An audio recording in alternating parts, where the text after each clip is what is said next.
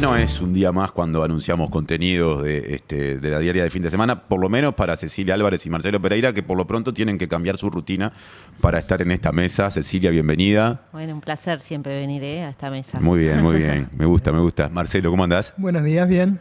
¿Qué adelantamos en esta jornada de viernes? Que la diaria, la de hoy, la del viernes propiamente dicha, tuvo en la portada una mirada hacia lo internacional, pero que destacamos de la que viene, de la del fin de semana, que va a tener internacionales recargadas, pero otras cosas también. Seguro que vamos a seguir poniendo el ojo en el ataque de Israel a Irán, porque bueno, desencadena una situación de mucha incertidumbre, sí. Así que eso va a estar seguro en nuestra web durante todo el día de hoy y en la edición de mañana también. Pero bueno, siempre los temas nacionales son los que nos convocan más a la profundización también. Y en esta semana vimos un ejemplo, se dio como la primera situación quizás de importancia, de alguna manera, un bloqueo parlamentario con un tema central y urgente. Digo, la primera porque hubo otras iniciativas del gobierno que no tuvieron éxito todavía a nivel parlamentario, pero que son de menor importancia, no sé, homenajes,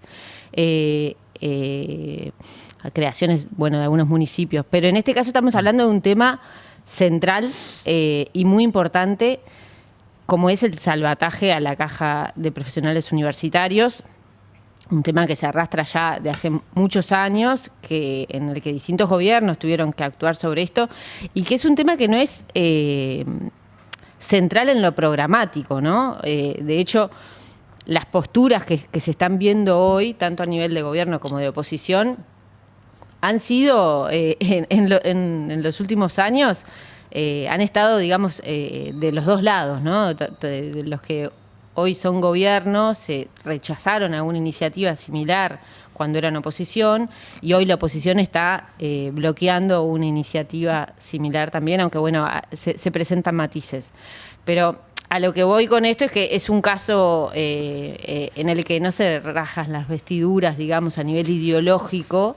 Sin embargo, la oposición se plantó fuerte, generando la extensión y la prórroga de una discusión que es muy importante porque hay muchos recursos en juego. Ayer la senadora del Frente Amplio acá, Patricia Kramer, hablaba de que bueno, del costo que supondría mensualmente para el gobierno, para el Estado, sostener la caja de profesionales en caso de que no se alcance una solución. $15 millones por mes. Por mes.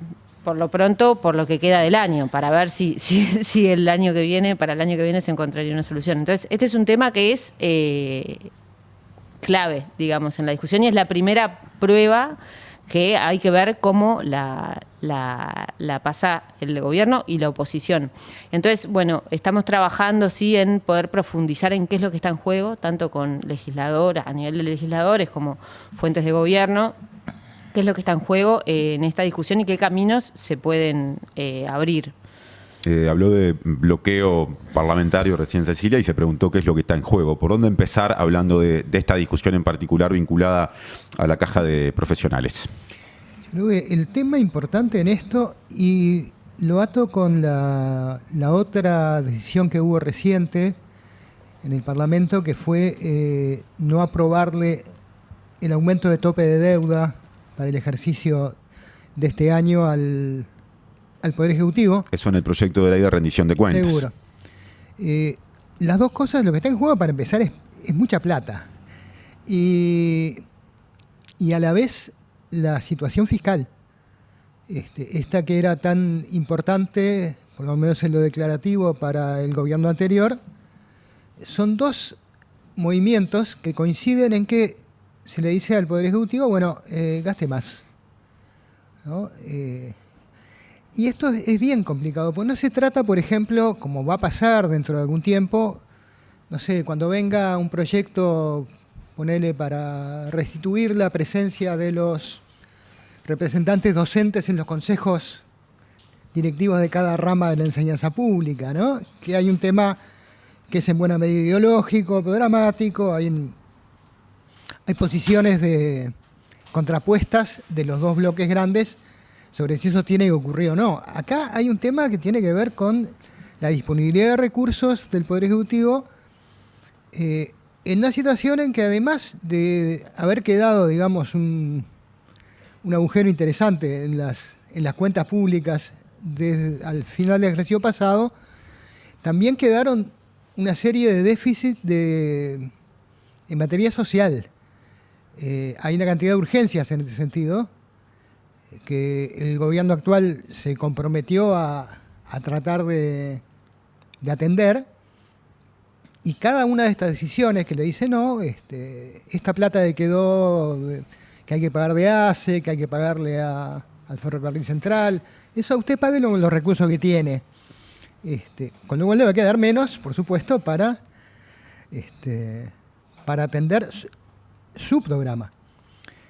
Y a mí me parece que es una mala señal, porque de todas las maneras que puede tener una oposición de trabar la aplicación de un programa con el que no está de acuerdo, lógicamente, esta es de las más complicadas, porque significa un poco un tema de estrangulamiento económico que deriva en meter como en un brete al Ejecutivo, al que le dicen, bueno, usted dijo que no iba a aumentar ningún impuesto. Por otro lado, no le dejamos tomar recursos de otro lado, no se puede endeudar, entonces pague y quédese con poca plata, va a poder hacer poco. Y yo me pregunto políticamente, este es otro tema, ¿quién se hace responsable de esto? Yo te quería preguntar justamente eso. Porque hay una situación muy descentrada que complica al oficialismo también, porque lo que está pasando con la Caja de Profesionales no es solamente que la oposición no se pone de acuerdo con el oficialismo, pasa que la oposición no se pone de acuerdo, ¿no? Hay diputados que votaron contra los aportes de activos y pasivos de la Caja y dijeron en voz alta en la sesión de la Cámara que no iban a cambiar eso cuando volviera el proyecto del Senado. Se están aferrando a esto, están apareciendo como los únicos defensores de esa gente. La pregunta ahí, con respecto a ese punto específico, es qué pasa si quienes forman parte de sus bancadas en el Senado, que es una cámara de jefaturas políticas, podríamos decir, estoy hablando de Partido Nacional y Partido Colorado, terminan acordando también más aportes de activos, personas activas y personas pasivas. Sí, todo indica que lo quieren hacer. Cuando eso baje. En algún punto medio entre lo que había propuesto primero el Ejecutivo y nada. Pero hay esa resistencia, hay distintas posiciones sobre esto adentro del oficialismo, adentro de partidos del oficialismo. Y yo digo, ¿quién se hace responsable incluso más arriba? Porque nos lleva a otro problema. ¿Quién es el jefe de la oposición? ¿Hay un jefe de la oposición? Bueno. ¿Hay un mando de la oposición aunque sea colectivo? Por ahora no hay. Mando no se ve, liderazgo, principal referencia política, podríamos decir que hay una persona con mucho peso que está jugando muy desde afuera, que no sabemos cuánto incide en esto. Y que no se hace responsable de esto. Estamos hablando del expresidente Luis Lacalle Pou, que esta semana está dando unas charlas. Sí, pero hubo un gesto político esta semana, porque compartió a través de Twitter, creo que no se había metido desde que dejó la presidencia en ninguna discusión doméstica de esa forma, por más que fue simplemente a través de Twitter, la carta en la cual la ex ministra de Economía y Finanzas, Azucena Arbereche, cuestionó a la interpretación de la situación fiscal del oficialismo en el contexto de la discusión del proyecto de ley de rendición de cuentas. Y me parece que es una señal, no digo más que eso, pero da para mencionarla en este intercambio, ¿no? Sí. Pero es un problema, ¿no? Que esté ausente, porque él hizo mucho hincapié cuando gobernaba que se iba a hacer cargo de todo. También hay que hacerse cargo de lo que hace la oposición si uno quiere ser el candidato único de esa oposición dentro de unos años, ¿no? Y en definitiva lo que está en juego es cómo se negocia, ¿no? La oposición reclama que no hay, que no hubo diálogo previo, ¿no? Que no se conversó antes en las bancadas. Y en realidad lo que se ve también es que con quién se tendría que negociar, porque aparte es lo que comentaba recién Martín. Una cosa es la discusión en la Cámara Baja, con posicionamientos diversos de los diputados y que aparte en una sesión muy extensa fundamentaron, quedando grabados, ¿no? y en el archivo lo que estaban defendiendo, y otra es la posición en el Senado. Y eso nos lleva también de alguna manera, por un lado está la oposición, digamos, que peleando para ver cómo cómo se sienta o quiénes van a ser sus representantes en estas mesas de negociaciones que reclaman. Por otro lado, también a nivel del oficialismo, ya hay legisladores reconociendo, bueno, todavía no nos acostumbramos a que no tenemos mayorías parlamentarias, ¿no? Y que la negociación de alguna manera no puede quedar todo para el Senado, que es donde podría tener el oficialismo las mayorías con tranquilidad. Y lo otro que también se plantea en esta cuestión de las mesas de negociaciones es algo que ha planteado Ojeda en esta semana, que es una visión muy, muy extrema, digamos, de cómo se dio la mayoría parlamentaria, que es esa frase, ¿no?, que dice, bueno, esta oposición cogobierna. Formulada muy a lo Ojeda, de un modo muy provocador hacia el Frente Amplio, ¿no? Sí, y que creo que de alguna manera también lo que está planteando es que hay, reclamando participación, diálogo previo, mesas de negociaciones y también espacios que están en disputa a la interna de cada uno de los partidos, ¿no? Porque, bueno, en el Partido Colorado hay una situación, por ejemplo, a nivel del Comité Ejecutivo Nacional, del CEN, que es el órgano, digamos, que dirige el Partido Colorado, en donde el sector de Ojeda tiene mayoría, y es una mayoría resultante de las elecciones internas, que no es la situación que hay a nivel parlamentario, ¿no? Entonces él se posiciona desde ese lugar como secretario general del Partido Colorado,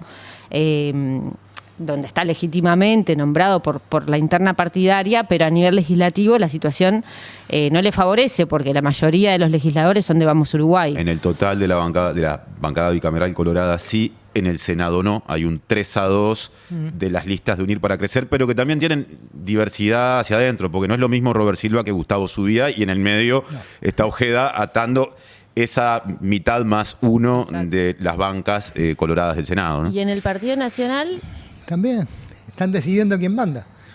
Hay discusión abierta con respecto a la presidencia del directorio partidario. A esta situación, digamos, de alejamiento de la calle Pou, dejó al Partido Nacional una disputa por la presidencia del directorio, por un liderazgo interno, si se quiere, porque todos igual reconocen que la calle Pou es el referente, digamos, la presidencia del directorio. Claro. Ahora, ¿no? Pero bueno, ahí están Aire Fresco con Álvaro Delgado como representante y Alianza País con Javier García disputando la presidencia del directorio y también viendo cómo se van posicionando en estas discusiones parlamentarias. Yo quiero hacer un apunte más con respecto a las dos discusiones de las que estamos hablando. Otra vez, para darle contexto, si alguien se engancha recién ahora, caja de profesionales y rendición de cuentas. Hoy dos proyectos de ley que están en ambos casos, en un caso en la órbita del Senado y en el otro en la Cámara de Representantes. Con respecto a la caja de profesionales, también hay algo que me resulta llamativo a nivel del Senado. Distinto puede ser en la otra Cámara, donde hay más voces, en fin, otros perfiles. Y es que integrantes de la actual oposición, que habitualmente han confrontado, que suelen confrontar mucho con el Frente Amplio, pienso en la senadora Graciela Bianchi, en el senador Sergio Botana, que además es economista, aparecen en esta discusión buscando el punto intermedio, por lo menos con una tarea, por lo menos declarativamente, y hay integrantes de la bancada del Frente Amplio que dicen que está ocurriendo así, capaz que lo hacen de modo estratégico para no tensar demasiado la piola, trabajando de un modo, no sé si decir más constructivo, pero por lo menos buscando el acuerdo. A Robert Silva también lo han mencionado un poco en esa línea, hasta asumiendo que, bueno, que el aumento o la instrumentación de una contribución de las personas pasivas, que parecía innegociable, ahora podría incluso para el Partido Colorado, que era el más duro en eso, poder ser una posibilidad. Y se habla también de Pedro Bordaberry, que no está tan metido en la discusión. Tengo entendido que ha estado de licencia. De hecho, Gabriel Gurméndez, que es diputado, ha asumido el Senado. Tuvo, ¿no? No tengo el detalle, pero sé que no ha estado en la comisión, pero bueno, aunque sea desde afuera, manda una parte del Partido Colorado. También se dice que tiene ese talante, ¿no? Entonces, me llama la atención eso, como que es un tema que algunos sectores habitualmente muy confrontativos a nivel del Senado en la oposición los ha llevado a bajar un poco los decibeles. Sí, en el Senado sí. Y lo otro que se ve también es que aparecen en el medio, y creo que en esta circunstancia tienen igual que ver, otras situaciones donde sí elevan la confrontación, ¿no? Está toda esta discusión por la citación a Ricardo Percivale, que parece de algo de años atrás, pero que lo toman justamente Javier García y Andrés Ojeda en el Senado, finalmente después no logran las mayorías, va por diputados. Hay cruces, ¿no? También que estos sí son de temas quizás más pesados y a nivel partidario o ideológico, si se quiere, la discusión, bueno, por la fiscalía y todo lo que está sucediendo. Y por que, Jorge Díaz, por que el rol de rima con Jorge fiscalía. Díaz. Sí, claro. Sí. Y ahí sí se ponen quizás, en esos temas sí se eleva la confrontación, ¿no? Y aporto ahora un comentario con respecto al otro proyecto de ley, ¿no? Lo de caja de profesionales iba por ahí, el de rendición de cuentas. Hay un dato clave, hay una pregunta planteada con respecto a Cabildo Abierto. Hoy el país detalla que, bueno, que cuando ayer fuerzas opositoras se alinearon en contra, no votaron la solicitud del Poder Ejecutivo en el proyecto de ley de aumentar el tope del endeudamiento, en esa posición estuvo la mayoría de la oposición, Partido Nacional, Partido Colorado y Partido Independiente, que en estos temas en general se alinea con Partido Nacional y Colorado, pero no estuvo Cabildo Abierto, que en realidad lo que dice la nota es que a través del diputado que lo representa en la Comisión de Presupuesto integrada con Hacienda, Álvaro Perrone, se limitó a hacer consultas con respecto a cuál es la situación de ACE, cuál es la deuda, qué pasaría si no se cumpliera con esas empresas proveedoras, cómo se afectarían los servicios.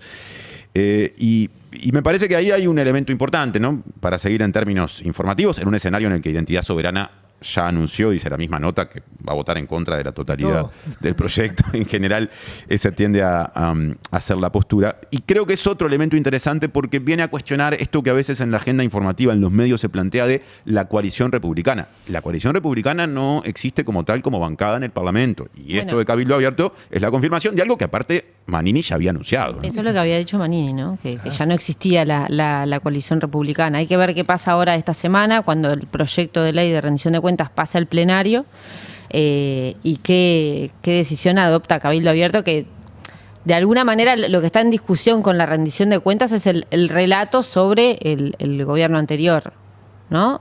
Bueno, el Frente Amplio lo que dice es, estamos obligados a aumentar el tope de deuda para saldar deudas que quedaron del periodo anterior. Nosotros todavía recién llegamos, no estamos gobernando, dice prácticamente, ¿no? Este año tenemos que saldar cuestiones que se están solucionando del periodo anterior. Obviamente al cerno de la coalición le rechina ese argumento y no lo puede tolerar, y frenaron en tres aspectos claves: el aumento del tope de deuda, el pago a proveedores de ACE y la solución por el juicio con el Ferrocarril Central. Sí. Cabildo, a la vez está el tema, bueno, cuál va a ser el papel de Manini mismo, ¿no? Que está, bueno, por decisión ciudadana, está fuera del Parlamento. Claro.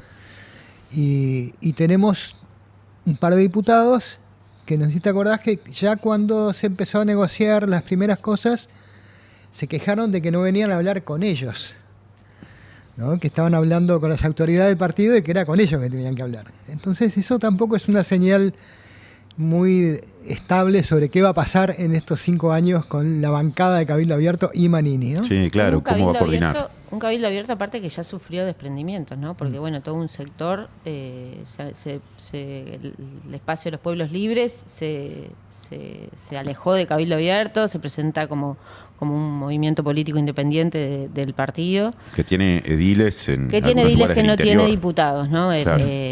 Los diputados de Cabildo Abierto ahora responden al liderazgo de Manini de Manini Ríos, aunque con cierta apertura, porque Perrone siempre dijo, bueno, en la bancada vamos a estar nosotros.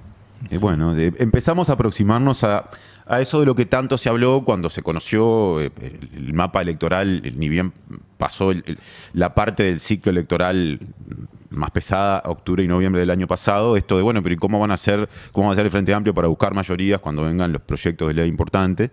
Y asoma ya lejos en el horizonte el de presupuesto, ¿no? Que va a ser toda una prueba en ese sentido. Sí, yo creo que ahí igual va a haber otras aperturas, porque acordate que en el presupuesto también están en juego una cantidad de partidas que terminan en diputados, beneficiando directamente, por ejemplo, al departamento el cual está representando a un diputado. Entonces el margen de negociación ahí es muchísimo más diversificado, ¿no? Es perfectamente posible que haya algunas cosas que, como pasaba en la Intendencia de Canelones en el periodo pasado, cuando estaban en juego algunos fideicomisos, que decían, bueno, pero hay un edil que está representando a su zona, si hay tal cosa en beneficio de mi zona, yo voto esto. Bueno, eso puede pasar también. Quedan planteadas muchas preguntas. A todo esto nos trajo, o hasta este punto, nos trajo el anticipo de contenidos de la diaria de fin de semana. No sé, Cecilia, si nos quedó algún destaque de otro tema sin mencionar. Hay un par de entrevistas que me parece que está bueno comentar las que van a estar. Sobre todo porque tiene mucha relación con estos dos temas, caja de profesionales y rendición de cuentas. Tenemos una entrevista con el subsecretario de Economía y Finanzas, con Martín Valcorba. Que hay algunos adelantos de iniciativas que van a venir a nivel presupuestal, pero también las valoraciones sobre estas dos situaciones que ocurrieron esta semana. Y en Cultura tenemos una entrevista a Noelia Campo también, para compartir con todos los lectores de fin de semana. En la sección extra, me imagino. Extra. Ahí está, de la mitad, unas páginas hacia adelante, ahí aparece extra. Aparte de recomendaciones de películas, de series y de discos. Claro, yo siempre con la referencia en papel de fin de semana hablé de la mitad, unas páginas hacia adelante. Sí. Quien quiera leer por web también podrá leer a Noelia. Como en el lado A y el lado B de los long plays. Exactamente, yo en eso estoy contigo. Extraño el papel, me gusta sobre todo tenerlo los sábados con más tiempo para leer. Gracias Marcelo, gracias Cecilia y hasta la semana que viene. Hasta la semana que viene.